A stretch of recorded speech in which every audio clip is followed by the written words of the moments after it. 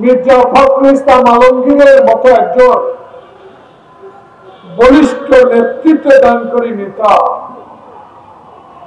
যার রাজনীতিতে কোনো কলঙ্ক নাই, যিনি ছাত্র জীবন থেকে দেশের মানুষের সেবা করার জন্য ছাত্র রাজনীতি শুরু করেছেন, শিক্ষকতা করেছেন, একজন মন্ত্রীর ব্যক্তিগত সচিব হিসেবে দায়িত্ব পালন করেছেন।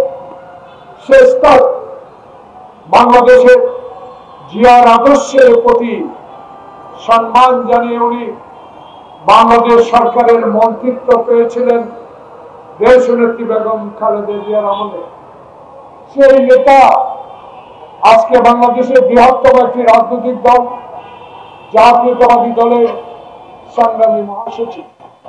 কতবার কত সময় এই লোকটিকে অপমান করা হয়েছে। মির্জা আব্বাস, রাজচন্দ্র রায়, ডক্টর মোশাররফ হোসেন, ডক্টর মঈন খান, নজরুল ইসলাম খান, সেলিমা রহমান, যারাই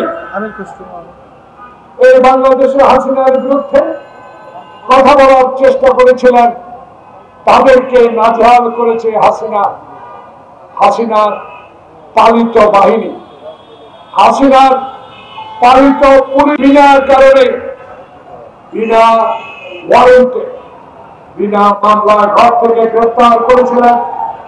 আজকে যারা ওই সকল কাজে প্রবক্তা ছিলেন, যারা ওই সকল অগণতান্ত্রিক কাজ করেছিলেন, ডক্টর প্রফেসর মোহাম্মদ ইউনূস আপনার মতো একজন গুণীজন ব্যক্তির আমলও এখনো তারা আপনার চারিপাশে আপনার সরকারে বসে আছে, যারা আপনাকে অস্থিতিশীল করে তোলার বিভিন্ন প্রচেষ্টা চালিয়ে যাচ্ছে।